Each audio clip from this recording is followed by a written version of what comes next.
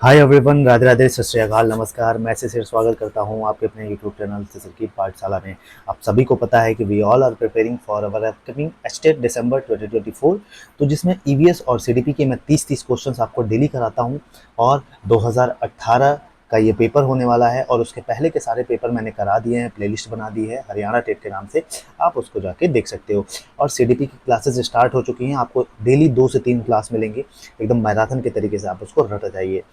तो चलिए स्टार्ट करते हैं आज का 2018 का पेपर, जो कि ईवीएस के 30 क्वेश्चन हम इसमें डिस्कस करेंगे।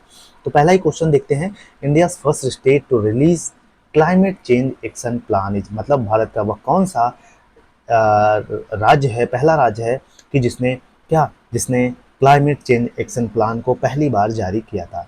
ठीक, बताइए। उत्तराखंड, हरियाणा, दिल्ली, केरल, बताइए जल्दी से, बताइए मेरे भैया, बताइए।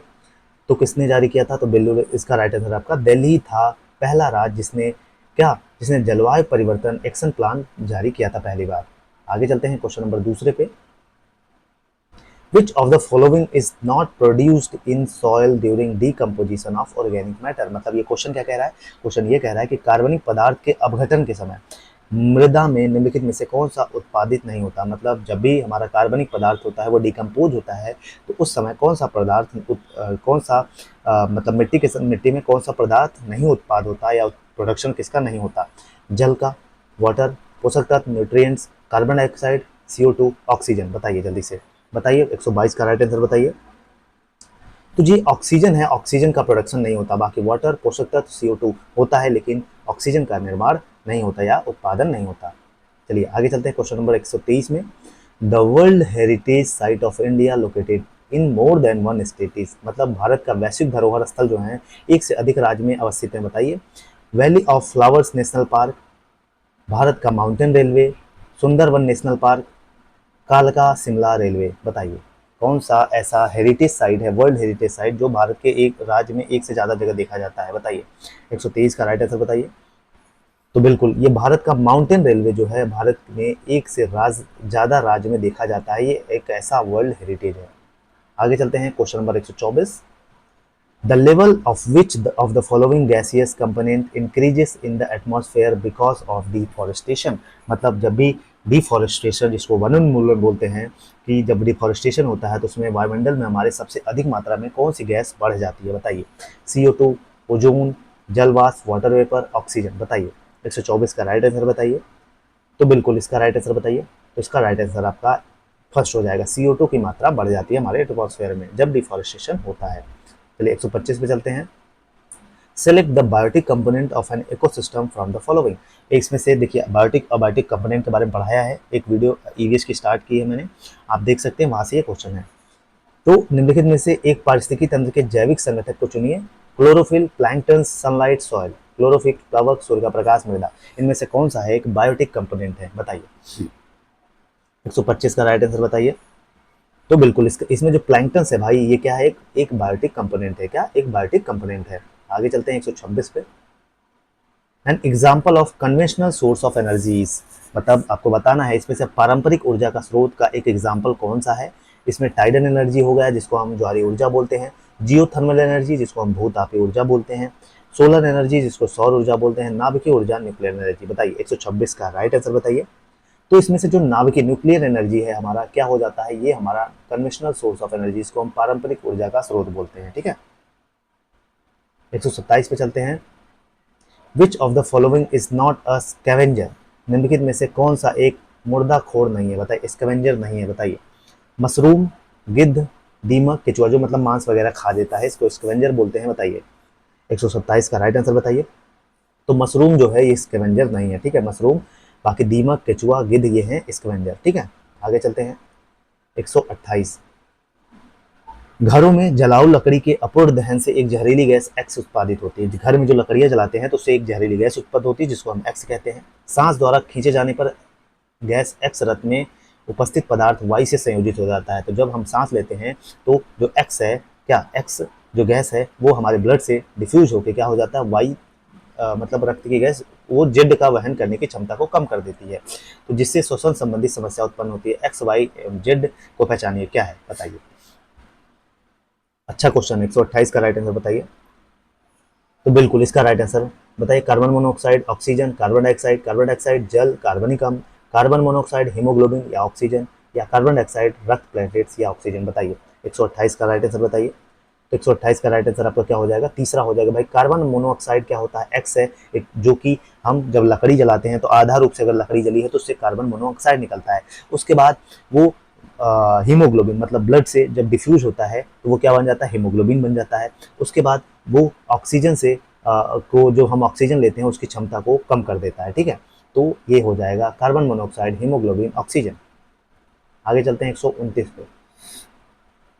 Which of the following gas is produced by the anaerobic fermentation of biomass?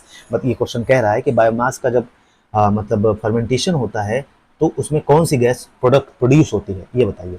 Biogas, gas oil, प्राकृतिक गैस नेचुरल गैस, या संपीड़ित प्राकृतिक गैस सीएनजी जिसको कंप्रेस्ड नेचुरल गैस बोलते हैं। बताइए 129 का राइट आंसर बताइए। तो उसमें हम हमारा बायोगैस, क्या बायोगैस उत्सर्जित होती है। चलिए ओजोन से क्वेश्चन पूछा गया है, मतलब ओजोन के बारे में सही कथन का चयन करना है आपको। The percentage of ozone in our atmosphere is 7.8%। मतलब हमारे वायुमंडल में जो ओजोन का प्रतिशत है कितना है, 7.8% है। दूसरा स्टेटमेंट ये कह रहा है tropospheric ozone is good ozone, जो क्षोभ मंडल में उपस्थित ओजोन होता है वो एक अच्छा ओजोन माना जाता है। तीसरा कह रहा है ozone absorbs ultraviolet rays and from oxygen, मतलब वो जो ओजोन है हमारा अल्ट्रावायलेट रेज को एब्जॉर्ब करता है और ऑक्सीजन को, ठीक है, और ऑक्सीजन निर्मित करता है। चौथा ओजोन समताप मंडल में क्लोरोफ्लोरोकार्बन की मात्रा में वृद्धि करता है। जो ओजोन है हमारा सब जो स्ट्रेटोस्फेयर है उसमें क्या मतलब क्लोरोफ्लोरोकार्बन की मात्रा को इंक्रीज करता है। बताइए 130 का राइट आंसर बताइए। तो इसका आपका राइट आंसर 130 का तीसरा हो जाएगा। ओजोन बिल्कुल अल्ट्रावायलेट रेज को अब्जॉर्ब करता है और ऑक्सीजन को क्या निर्मित करता है, ठीक है। आगे चलते हैं 131 पे। Which of the following belongs to more than one trophic level, इसमें से कौन सा ऐसा एक है कि जो पौष्टिकता स्तर का सदस्य है। बताइए एक से अधिक पौष्टिकता स्तर का सदस्य है। सांप है, टिड्डा, एक ग्रासहोपर, प्लवक, प्लैंक्टन, मानव, मैन। बताइए 131 का राइट आंसर बताइए। तो 131 का राइट आंसर आपका क्या हो जाएगा, चौथा हो जाएगा। मानव जो है क्या एक से अधिक एक पौष्टिकता स्तर का सदस्य है। चलिए 132 पे चलते हैं। निम्नलिखित में से कौन भौम जल स्तर को कम नहीं करता है। विच of the following does not deplete the water table at a place. बताइए इनमें से कौन जल स्तर को कम नहीं करता, हमारे वाटर लेवल को कौन कम नहीं करता, आपको ये बताना है। बताइए स्कैंटी रेनफॉल अपर्याप्त वर्षा हो, बढ़ती बर्फबारी इंक्रीजिंग स्नोफॉल, नलकूपों की बढ़ती संख्या इंक्रीजिंग नंबर ऑफ ट्यूबवेल्स, बढ़ता वनोन्मूलन इंक्रीजिंग डिफॉरेस्टेशन। बताइए 132 का राइट आंसर बताइए। तो बिल्कुल इसका राइट आंसर आपका सेकंड हो जाएगा, बढ़ती बर्फबारी इंक्रीजिंग स्नोफॉल। ये हमारे वाटर लेवल को क्या कर सकती है, ये वाटर लेवल को कम नहीं कर सकती, ठीक है। चलिए 133 बताना है। The correct sequence of shortest longest wavelength is, किसका वेवलेंथ छोटा है छोटे से बढ़ते हुए, ठीक है। बताइए visible infrared ultraviolet, ultraviolet visible infrared, infrared visible ultraviolet, या अल्ट्रावायलेट इंफ्रारेड विजिबल। बताइए इसमें से कौन सी ऐसी तरंग दैर्घ्य है या वेवलेंथ है जिसकी छोटी से बड़ी की तरफ जा रही है। बताइए 133 का राइट आंसर बताइए। तो इसका राइट आंसर आपका दूसरा हो जाएगा, पराबैंगनी जिसको हम कहते हैं अल्ट्रावायलेट, दूसरा है विजिबल, तीसरा है इंफ्रारेड जिसको अवरक्त बोलते हैं, ठीक है। आगे चलते हैं 134। The ecological state of being unique to a defined geographic location is known as, किसी परिभाषित भौगोलिक अवस्थिति में ही विशिष्ट उपस्थिति की परिस्थिति की अवस्था के को कहते हैं। बताइए ecological unique to a defined geographic location is known as.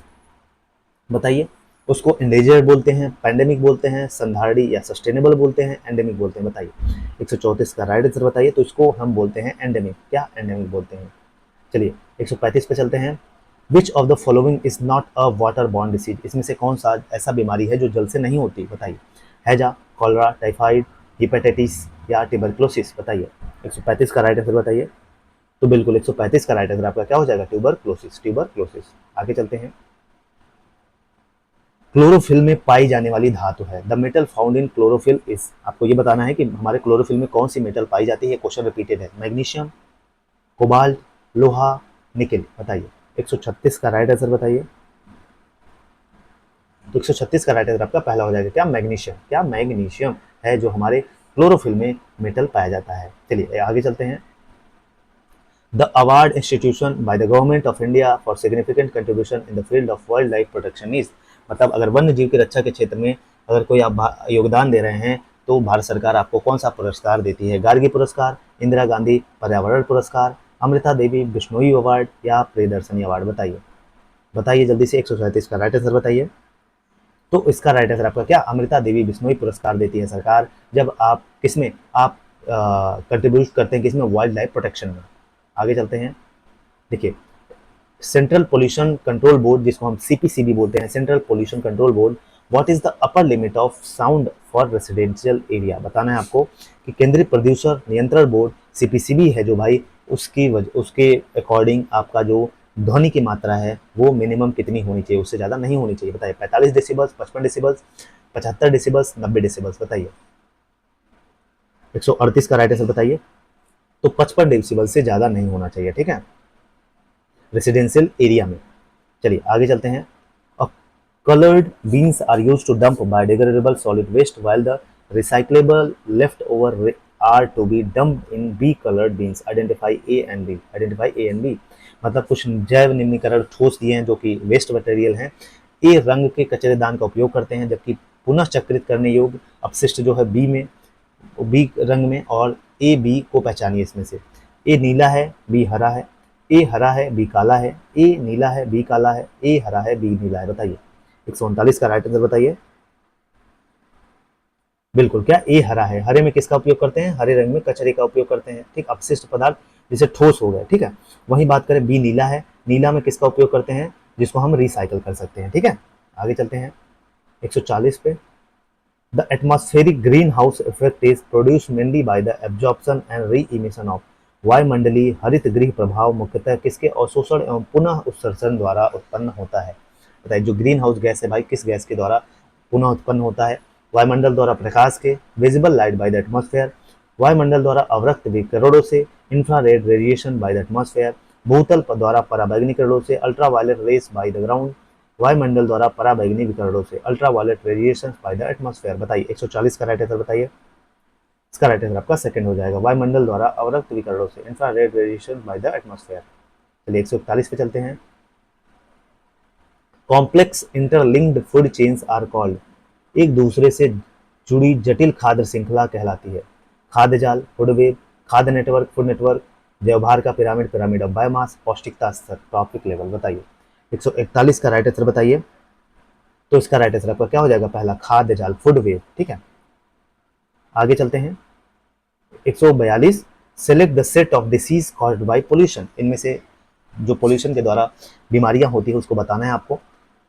Cat cry syndrome एवं मीना माता, उच्च रक्तचाप जिसको हाइपरटेंशन बोलते हैं, या मरास्मस जिसको मरास्मस बोलते हैं, मरास्मस या क्वासियोरकर जिसको मरास्मस और क्वासियोरकर बोलते हैं, या मिनी माता फ्लोरोसिस? बताइए मिनी माता और फ्लोरोसिस, मतलब इनमें से कौन सी डिसीज है जो पोल्यूशन के द्वारा होती है? बताइए 142 का राइट आंसर बताइए।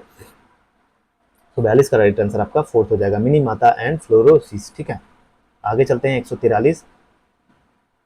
गलत युग्म का चयन कीजिए, इसमें से गलत पेयर कौन सा है वो चूज करना है आपको। नीलगिरी कौन सा बायोस्फीयर रिजर्व कहाँ पे पाया जाता है? तो नीलगिरी बायोस्फीयर रिजर्व, नेकरेक, सिमलीपाल या देहांग देबांग बायोस्फीयर रिजर्व कहाँ पाया जाता है? बताना है आपको। 143 का राइट आंसर बताइए।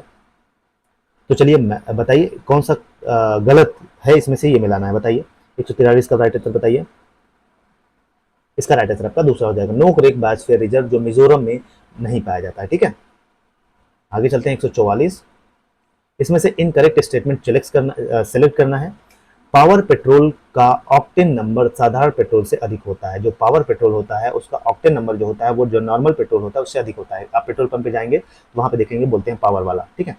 कार्बन फुटप्रिंट किसी उत्पाद द्वारा उत्सर्जित हरित गृह गैसों का माप है। मतलब जो कार्बन फुटप्रिंट होता है ये ग्रीन हाउस गैसों का जो इमिशन होता है उससे, उसका जो प्रोडक्ट है उससे माप होता है, उसका मापन होता है।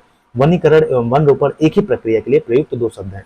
रिफॉरेस्टेशन और अफॉरेस्टेशन दोनों टर्म जो एक साथ यूज होते हैं या एक ही हैं। वायुमंडल की 4 परतों का सही क्रम है। क्षोभ मंडल, मतलब ऊपर से नीचे से ऊपर की तरफ, क्षोभ मंडल, समताप मंडल, मध्य मंडल, आयन मंडल। बताइए 144 का राइट आंसर बताइए। 144 का राइट आंसर आपका तीसरा हो जाएगा, क्या? वनीकरण एवं वन रोपण एक ही प्रक्रिया के लिए प्रयुक्त दो शब्द हैं। Reforestation and afforestation are the two terms used for the process. चलिए आगे चलते हैं। 145, 1992 के रियो शिखर सम्मेलन का एजेंडा क्या था, बताइए। The agenda of 21 Rio summit का क्या था एजेंडा, बताइए। सस्टेनेबल डेवलपमेंट, प्रदूषक कीमत देगा का सिद्धांत से, पोल्यूटर पेस प्रिंसिपल, या पर्यावरण शिक्षा से, इन्वायरमेंटल एजुकेशन से, या ओजोन परत के संरक्षण से, प्रिजर्वेशन ऑफ ओजोन लेयर, बताइए। 145 का राइट आंसर बताइए। तो इसका राइट आंसर आपका क्या हो जाएगा, 145 का राइट आंसर पहला हो जाएगा क्या, संधारणीय विकास से, सस्टेनेबल डेवलपमेंट से। चलिए 146 पे चलते हैं।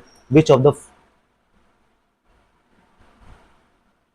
Of the following is not a green good deed, बताइए। इनमें से कौन सा एक ग्रीन गुड डीड नहीं है, बताइए। Switch off ignition at red light, लाल बत्ती पर गाड़ी का इंजन बंद कर दें, बर्न द वेस्ट, कचरे को जला दें, पक्षियों के लिए दाना पानी रखें, या आहार में विभिन्न अनाज खाएं, बताइए। इनमें से कौन सा एक ग्रीन गुड डीड नहीं है, बताइए। 146 का राइट आंसर बताइए। तो इसका राइट आंसर आपका सेकंड, कचरे को जला दें, ठीक है।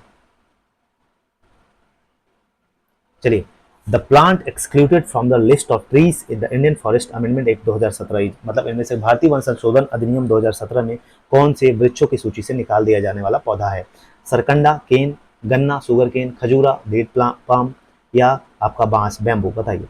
147 का राइट आंसर बताइए। तो बैम्बू जो है ये हमारा क्या है, एक झाड़ी है, ठीक है। ये वृक्ष की सूची से निकाल दिया गया है। चलिए 148, विश्व पर्यावरण दिवस 2018 की थीम क्या थी, ये करंट से पूछा गया था, ठीक है। 148 का राइट आंसर बताइए। तो इसका राइट आंसर थर्ड हो जाएगा, प्लास्टिक प्रदूषण को पराजित करना। 149 पे चलते हैं। The plant whose seed oil is being used to coat urea is, मतलब यूरिया को जो लेपित करने हेतु प्रयुक्त हो रहा तेल किस पौधे का बीज है। काटन, नीम, कैस्टर, जेजोबा, बताइए। 149 का राइट आंसर बताइए।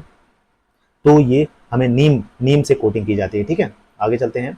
150, मैच द फॉलोइंग, कौन सा दिन किस दिन मनाया जाता है, ये क्वेश्चन है, बताइए। विश्व जल दिवस कब मनाया जाता है, ओजोन दिवस कब मनाया जाता है, विश्व पर्यावरण दिवस कब मनाया जाता है, या अंतर्राष्ट्रीय जैव विविधता दिवस कब मनाया जाता है, या पृथ्वी दिवस, बताइए। 150 का राइट आंसर बताइए। तो इसका राइट आंसर आपका क्या हो जाएगा, ए का हो जाएगा। विश्व जल दिवस कब मनाया जाता है, ये मनाया जाता है आपका 22 मार्च को मनाया जाता है। ओजोन दिवस कब मनाया जाता है, ये मनाया जाता है आपका 16 सितंबर को। विश्व पर्यावरण दिवस कब मनाया जाता है, सी का हो जाएगा आपका पहला, 5 जून। अंतर्राष्ट्रीय जैव विविधता दिवस कब मनाया जाता है, आपका मनाया जाता है, डी का राइट आंसर आपका हो जाएगा तीसरा, 22 मई को। और पृथ्वी दिवस मनाया जाता है 22 अप्रैल को, ठीक है। आगे चलते हैं। तो इस हिसाब से हमारा आज का 30 क्वेश्चन खत्म हो गए। ऐसे 30 क्वेश्चन डेली के पाने के लिए सीडीपी, और 30 क्वेश्चन आपके ईवीएस के मिलते हैं डेली। बाकी क्लासेस स्टार्ट हो गई हैं, 20 दिन का टारगेट है, खत्म हो जाएगा पूरा। जय हिंद, जय भारत। चैनल पर नए हैं तो चैनल को लाइक से सब्सक्राइब कर लीजिएगा।